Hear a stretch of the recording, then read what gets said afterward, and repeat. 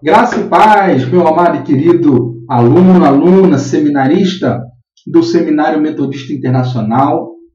Eu sou o pastor Tiago, sou professor aqui do Seminário Metodista Internacional e essa é a nossa matéria de soteriologia, doutrina da salvação. Essa é uma matéria muito importante, é uma matéria fundamental na vida daqueles que buscam conhecimento teológico e também daqueles que têm uma vida no ministério. Então, é importante que você, meu querido aluno, minha querida aluna, se dedique a essa matéria ao máximo, para que você possa aprender, compreender e que você possa aplicar na vida da sua igreja local. Tá bom? Vamos começar essa nossa aula orando, pedindo ao Senhor que nos dê a sua graça, que nos abençoe. Então, eu queria pedir que você fechasse os seus olhos, aí onde você estiver, para que nós possamos orar a Deus, em nome de Jesus. Feche seus olhos. Senhor nosso Deus, nosso Pai, Pai querido, Deus santo e amado, Senhor, em nome de Jesus. Nesse dia, Senhor, nós nos colocamos diante da Tua presença e te pedimos que o Senhor venha ter misericórdia de cada um de nós. E que o Senhor possa, meu Deus, perdoar nossas falhas, nossos pecados, transgressões, iniquidades, tudo aquilo que nos afasta do Senhor. E que o Senhor nos faça, meu Deus, nos permita nos aproximar de Ti a cada dia. Deus, em nome de Jesus, eu peço que o Senhor nos permita aprender um pouco mais de Ti. Que o Senhor fale conosco, que o Senhor use a minha vida, para que cada seminarista possa aprender mais sobre o processo da salvação. No nome de Jesus. Amém. E graças a Deus. Amém. Que coisa boa estar aqui com vocês. Mais uma aula. Essa é a nossa segunda aula da disciplina de soteriologia. Estamos avançando para a glória do nosso Deus. Amém? Hoje eu tenho uma novidade. Esse novo formato de aula, esse novo modelo de aula. E eu gostaria que ao final você pudesse me dar o seu feedback, a sua opinião do que você achou desse novo modelo que a gente está usando, tá bom? Para ver se a gente segue nele, aperfeiçoa ele, melhora ele, ou se a gente volta para o modelo antigo e tradicional, tá bom? Vamos entrar na aula. Antes da gente avançar muito na aula, eu gostaria de fazer uma retrospectiva, uma revisão da nossa aula passada, né? Começando aí pelos objetivos do curso e para que a gente possa avançar na matéria, mas revisando um pouquinho do que a gente viu na última aula, tá bom? Vamos em frente. O objetivo desse nosso curso de soteriologia é mostrar a importância da doutrina de salvação, a importância da doutrina de salvação na pregação, no ensino e na vida da Igreja Metodista Internacional. Vários objetivos, né? O segundo deles é levar o seminarista a entender no Antigo e no Novo Testamento o plano de Deus em salvar o homem, identificando suas principais fontes que formam a base do ensino neotestamentário da obra redentora do nosso Senhor Jesus Cristo. Aleluia! O terceiro objetivo desse nosso curso de soteriologia é estudar cada etapa do processo de salvação, que nós vamos começar agora nessa nossa aula de número 2, definindo cada uma delas, estudando as suas bases bíblicas e como podem ser aplicadas à vida cristã e à pregação do Evangelho pela Igreja Metodista Internacional. Quarto objetivo, dar a conhecer a nossa doutrina de salvação, para que todas as igrejas possam ser edificadas sobre o firme fundamento da fé salvadora em Cristo Jesus, harmonizando-a com o livre-arbítrio e o direito de escolha dados por Deus a todos os indivíduos, ao mesmo tempo, ter a certeza da nossa salvação. Falamos nesse nosso módulo sobre a convicção da salvação, que a Bíblia nos garante que nós podemos ter essa certeza de que somos salvos, não é verdade? Falamos sobre condições para a salvação. Vocês se lembram que a condição essencial da salvação é tornar-se filho de Deus e nascer de novo. O novo nascimento é o resultado de um processo pelo qual o Espírito Santo convence o homem do pecado, da justiça e do juízo. Isso inclui arrepender-se e confessar os pecados, crer e aceitar Jesus como nosso Senhor e Salvador pessoal, confessar publicamente que Cristo é o Filho de Deus, entregar a vida para Jesus Cristo, que ele dirija a nossa vida por meio da revelação do Espírito Santo, em harmonia com a palavra de Deus. Aleluia! Desta forma, é possível declarar que é Deus quem dá a salvação inteiramente pela graça. A salvação é fruto da bondade e da misericórdia de Deus. Falamos sobre as condições da salvação. Vocês se lembram disso? Falamos sobre as condições que o homem precisa diante da oferta de Deus. Reconhecer que sem Jesus ele está perdido eternamente. Ele precisa desejar viver uma vida abundante. Ele precisa se arrepender dos seus pecados. E pela fé entregar totalmente a sua vida para Cristo. A salvação ela traz muitos benefícios. Né? O nascer de novo, ele nos beneficia muito. Quais são esses benefícios? A gente falou na aula passada. Os pecados são perdoados. Nós nos tornamos filhos de Deus. Passamos a pertencer à família de Deus. Olha que coisa boa. Somos declarados por Deus como justos aos seus olhos. Lembra que a gente falou disso? Não é que nós nos tornamos justos, porque a Bíblia diz que não há um justo sequer, a não ser Jesus. Mas nós somos justificados, nos tornamos justos aos olhos de Deus pelo sangue de Cristo, pelo sacrifício dele, pelos méritos de Jesus. Nós passamos a ter paz com Deus, passamos a estar livre da condenação. Nenhuma condenação há para os que estão em Cristo Jesus. Como diz o apóstolo Paulo. 7, recebemos nova vida, novos propósitos, novos hábitos, novos comportamentos, nova maneira de pensar, ou seja, somos transformados e nos tornamos uma nova criatura com Deus. Aleluia! Vamos lá. Razões para ter certeza da salvação. Lembra? Falamos isso também. A Bíblia nos garante que somos salvos. Essa é a principal razão pela qual devemos ter certeza da salvação. Né? Se a Bíblia nos garante, está garantido. O Espírito Santo ele dá testemunho. A Bíblia diz que o Espírito de Deus testifica com o meu espírito que eu sou um filho de Deus. Aleluia. E nós apresentamos para o mundo o fruto do Espírito. O mundo vê em nós isso. E também pelo nosso desejo, pelo nosso empenho à santidade. Além disso, nós podemos afirmar que Deus não mente e o Espírito Santo confirma a nossa salvação pela transformação da nossa vida. Falamos de quem nós éramos, injustos, 1 Coríntios 6, 9 e 10, né? Éramos injustos, adúlteros, bêbados, ladrões, impuros, afeminados, maldizentes, avarentos, idólatras, sodomitas, roubadores. Hoje, somos lavados, santificados e justificados. Aleluia. Segundo Paulo a Tito 3, de 3 a 7. Quem éramos? Nécios, desobedientes, desgarrados, escravos de toda sorte de paixões e prazeres, vivendo em toda malícia e inveja, odiosos, odiando uns aos outros. E hoje quem somos? Salvos. Aleluia. Regenerados. Herdeiros de Deus justo, recebe a vida eterna. E falamos por fim nas evidências da salvação. Desejar conhecer e praticar a palavra de Deus. Seguir o exemplo de Cristo. Não viver na prática do pecado. Falar de Jesus a outras pessoas. Manter a comunhão com os irmãos. Amar os irmãos e expressar esse amor, vivendo em comunhão com eles. Conclusão da aula 1. Deus não salva ninguém para que tenhamos uma vida inativa e infrutífera.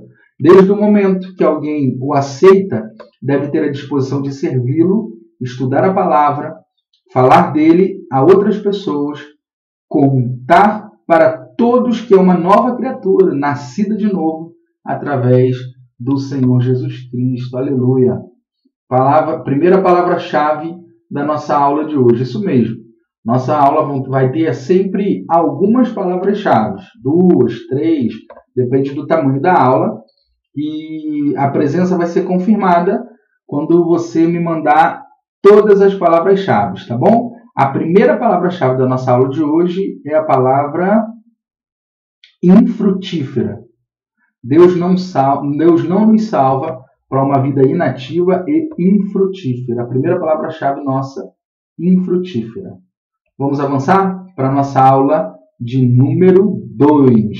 Essa é a aula 2 do curso de Teologia do Seminário Metodista Internacional, nossa matéria Soteriologia. Vamos em frente? Declaração. Por salvação, nós entendemos que é a libertação da inclinação ao pecado, dos desejos pecaminosos, das atitudes ofensivas a Deus e ao ser humano. Capacita o salvo a amar a Deus de todo o coração, de todas as forças, de todo o entendimento e ao próximo como a si mesmo. O resultado da salvação é a libertação do poder do pecado, do poder de Satanás, da inclinação da carne, permitindo que o salvo tenha intimidade com Deus. Que coisa bacana isso, né? Gente, o que a gente acabou de ler, eu vou dizer para você, o conceito de salvação. O que é a salvação de acordo com o entendimento bíblico da Igreja Metodista Internacional? Vamos lá, vamos reler o conceito para vocês verem.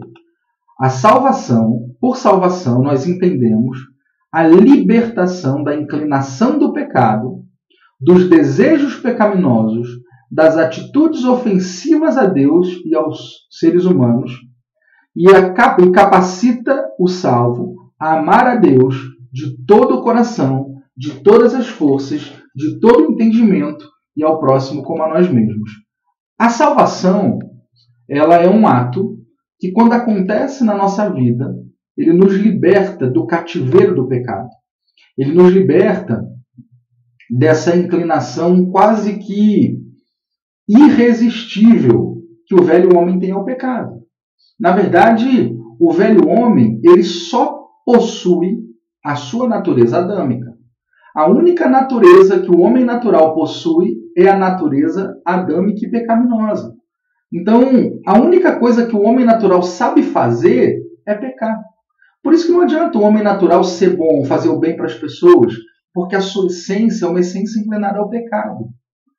E enquanto não somos salvos por Cristo, essa inclinação ao pecado nos vence sempre. É interessante que a Bíblia diz que o Senhor não leva em conta o tempo da ignorância. Por quê? Porque no tempo da ignorância, no tempo em que ainda estamos na condição de homens naturais, nós só temos uma natureza, e essa natureza nos leva ao pecado. Portanto, Deus, ele não leva em conta esse tempo, no sentido de que o homem natural, ele é um homem inclinado ao pecado. Mas no momento em que nos convertemos e recebemos uma nova natureza, no momento em que somos salvos por Jesus, esse processo da salvação nos liberta dessa velha criatura, nos liberta dessa inclinação ao pecado. Isso faz com que nós consigamos viver uma vida em santidade, buscar uma vida de santidade. Isso nos permite ter paz com Deus. Isso nos permite amar a Deus sobre todas as coisas, como Jesus disse lá, quando foi questionado sobre qual seria o maior mandamento. Vocês se lembram? Sem titubear, ele disse: o maior de todos os mandamentos é amar o Senhor teu Deus de todo o teu coração, de toda a tua alma, de todas as tuas forças e de todo o entendimento, e amar o seu próximo como a ti mesmo. Nós, na condição de homens naturais, nós jamais conseguiríamos alcançar o nível desse amor. Jesus, ele deixou isso muito bem claro, quando ele disse que esse é o maior mandamento, amar o Senhor teu Deus sobre todas as coisas. É interessante que esse amor ágape, esse amor vem de Deus, ele é um dom de Deus. Ele não é um amor que vem de cada um de nós. Ele não é o amor natural, o amor comum do ser humano. É interessante que se você perguntar a algum ímpio se ele ama a Deus, eu te garanto que ele vai dizer que sim. Porque na cabeça dele, no conceito dele, ele ama a Deus. Só que é um amor que não é o amor de quem é salvo.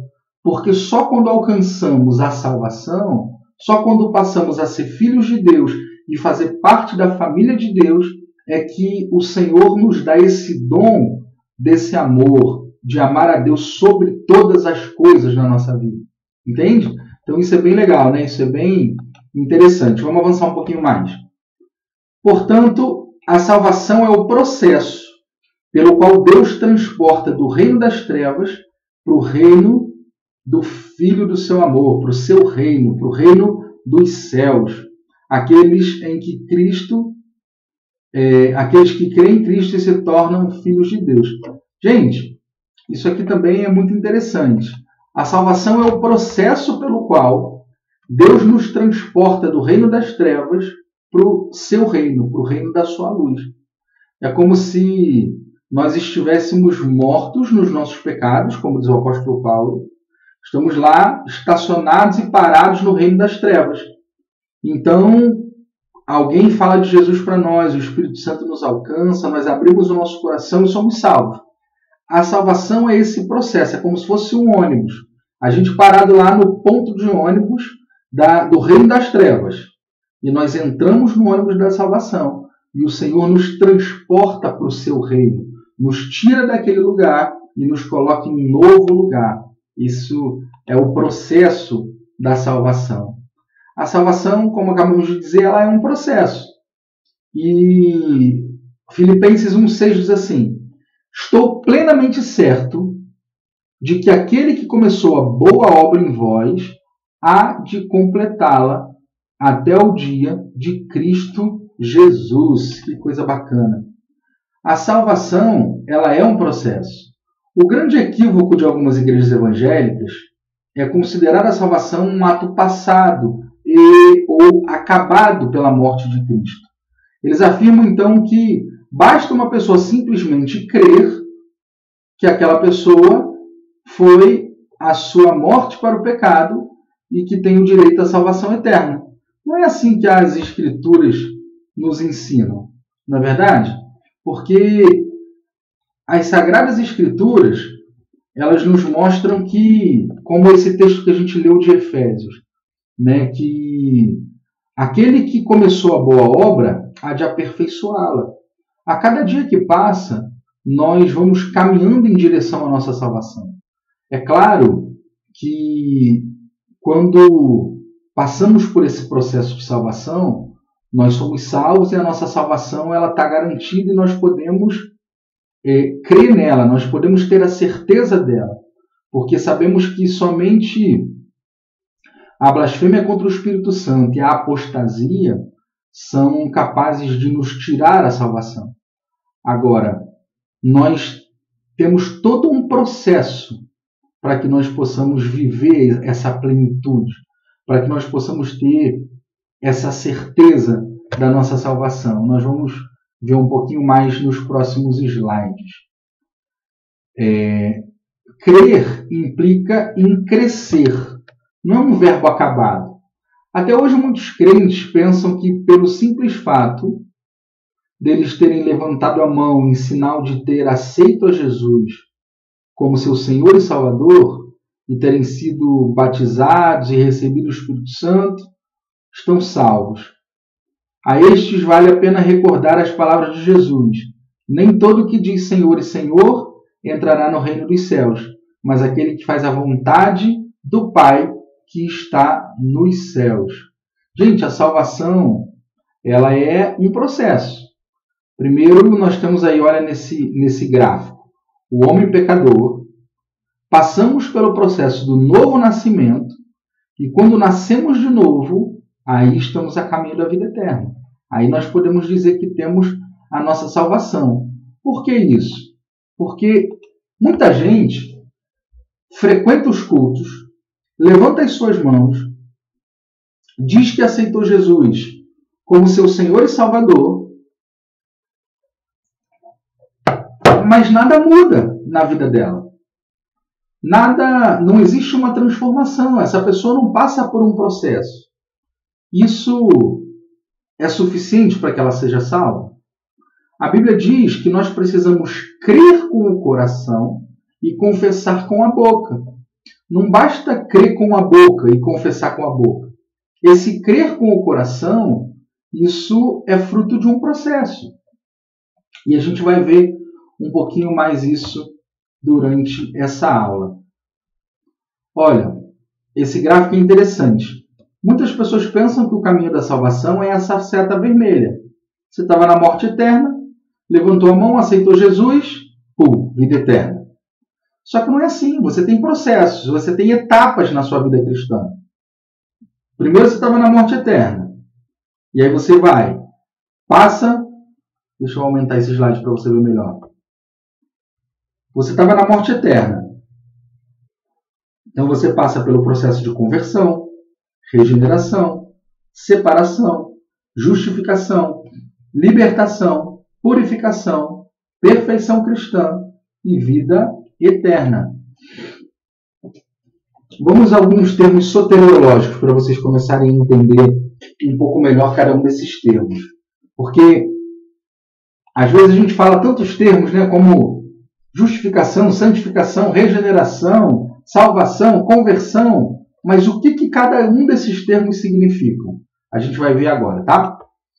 Conversão significa mudar de direção. Eu estava indo para um lado, passei a ir para o outro. Isso é conversão. Regeneração é o nascer de novo. Separação é um novo ciclo de amizades. Eu deixo de ter aquele ciclo de amizades que eu tinha e passo a ter um novo ciclo de amizades. Libertação é estar livre do desejo de pecar. Pastor, como assim? Livre do desejo de pecar? Nós vamos falar um pouco mais sobre isso mais à frente. Salvação é o domínio sobre o pecado. Quando nós somos salvos, quando nós temos a certeza da nossa salvação, nós passamos a dominar sobre o pecado. Santificação é intimidade com Deus. Purificação, um caráter transformado. E a perfeição cristã é praticar o amor ágape, que é o amor que vem de Deus. Interessante, né? Vamos então agora entrar no processo de salvação. Vamos analisar cada um desses pontos, cada um desses termos que a gente falou nos slides anteriores, tá? Na verdade, nos 2 slides anteriores. Primeiro, vamos começar com a conversão. A conversão é o processo rumo à salvação. Começa mudando de direção. A conversão é o tratamento de Deus na área da nossa identidade. A conversão trata de quem nós éramos e quem nós precisamos ser. De quem nós éramos e de quem Deus quer que nós passemos a ser. Quem nós éramos e quem nós somos hoje. Quem nós éramos e quem a Bíblia determina que nós devemos ser. Isso é a conversão. A conversão trata também sobre a nossa habilidade de autocontrole. Gente, isso é muito interessante, porque tem muito crente por aí que não tem autocontrole nenhum. Que diz que se converteu, mas quando está andando na rua, dá uma topada, solta um palavrão. Vocês já viram? Ou quando alguém ofende ele, ele vai para cima, briga. Já viu aquele crente que fala assim, eu até sou crente, mas não pisa no meu calo, não. Porque precisa se converter. Tem muitas pessoas que estão na igreja 10, 20, 30 anos e não são convertidas, de verdade. Eu costumo brincar que tem 2 grupos na igreja. Tem os convertidos e tem os convencidos. Porque eles se convenceram de que estão convertidos, mas não estão convertidos. Então esse grupo precisa urgentemente de conversão genuína. E conversão também é o fato de que eu seguia para o caminho da morte eterna e agora eu sigo para o caminho da vida eterna. Isso é interessante, a gente vai ver agora nesse próximo slide. Percebem? Eu seguia no caminho da morte eterna. Olha aqui, pecador, tá vendo?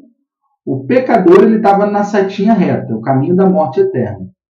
Mas aí ele foi advertido, ele recebeu uma advertência sobre o sacrifício de Jesus, ele aprendeu sobre o que Jesus fez por ele, ele aprendeu sobre a morte vicária do nosso Senhor, do seu sacrifício vicário na cruz, o seu sacrifício expiatório por nós. Então, ele aceitou Jesus como seu Senhor e Salvador, levantou a sua mão, creu com o coração, confessou com a boca, e então ele passou ao processo de conversão.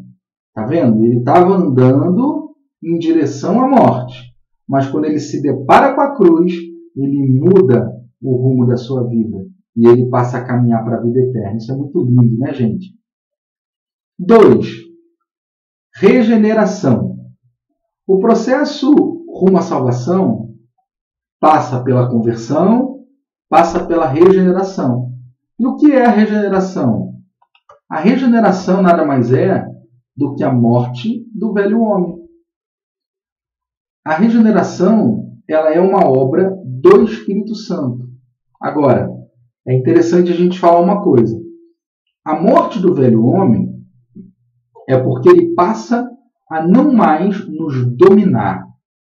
O velho homem, quando passamos pelo processo de conversão e da regeneração, o velho homem não nos domina mais, ele não tem mais poder sobre nós. Isso não quer dizer que ele morreu literalmente.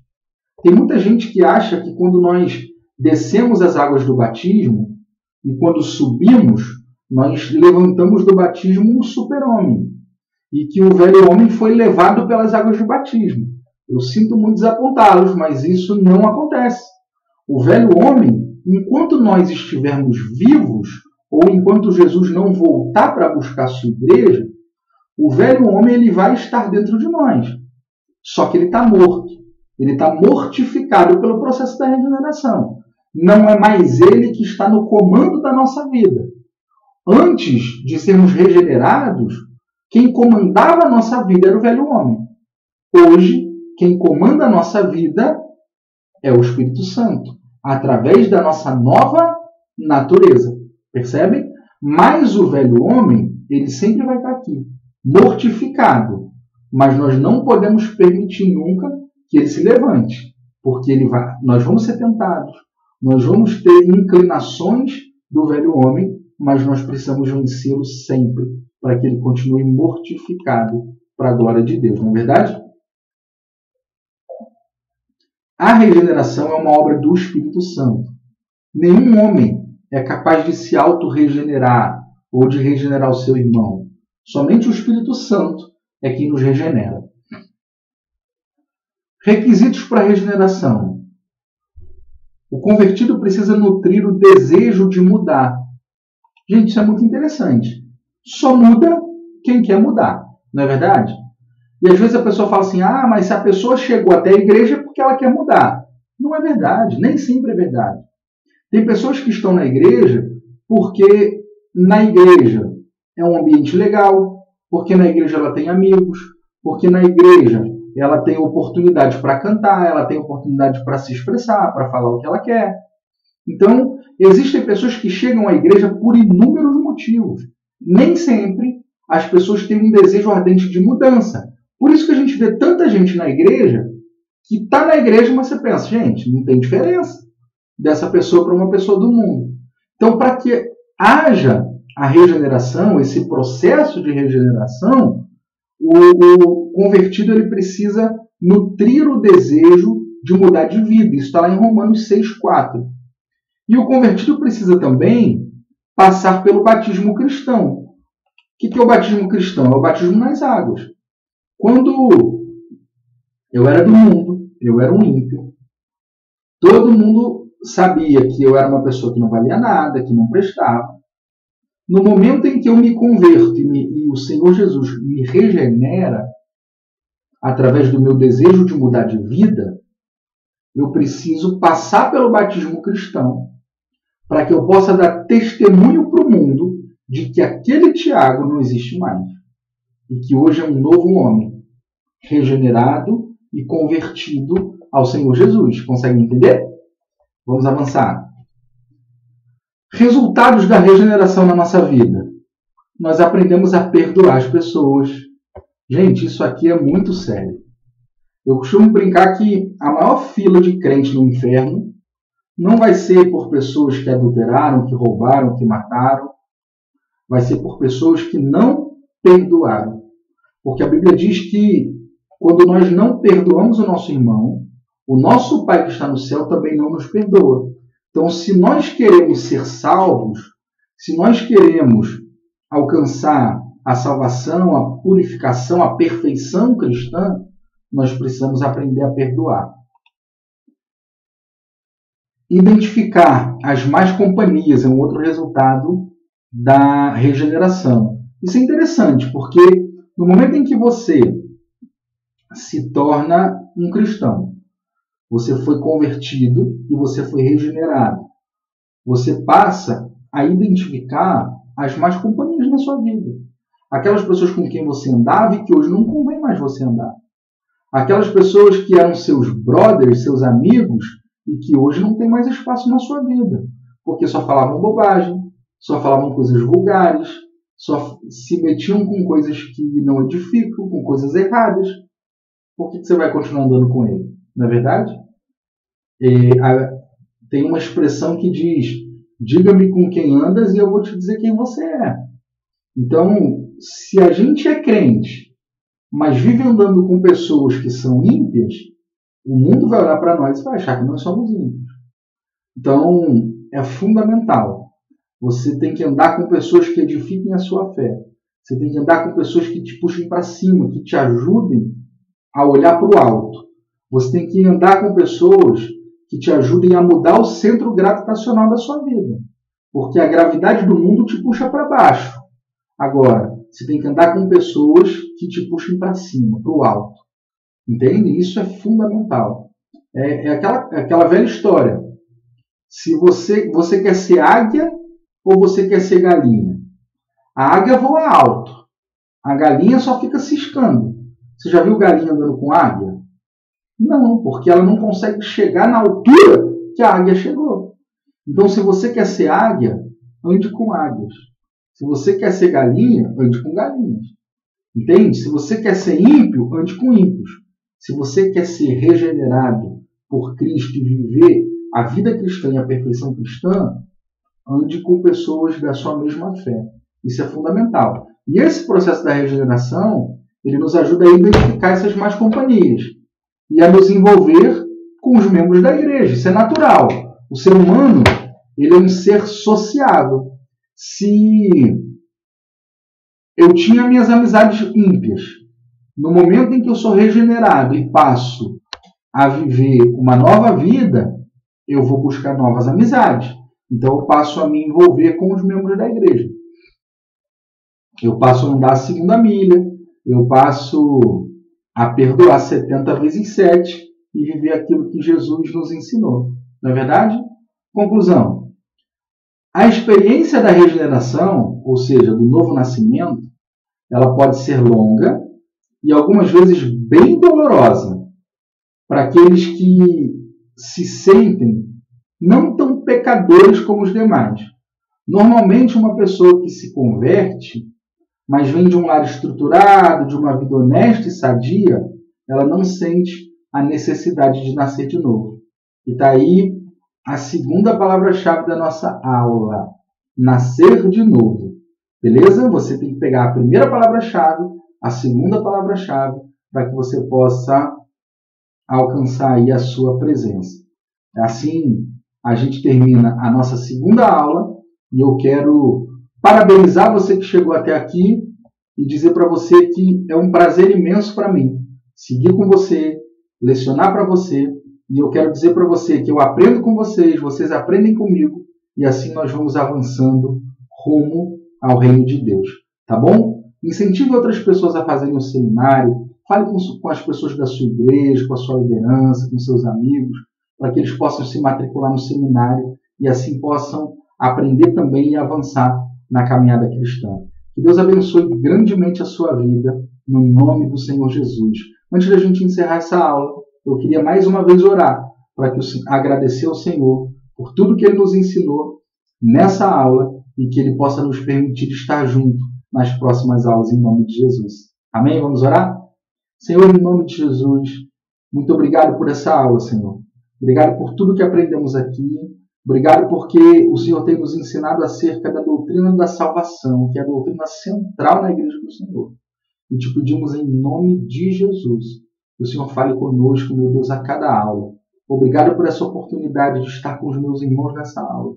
E eu te peço que o Senhor nos permita muitas outras oportunidades, no santo nome de Jesus.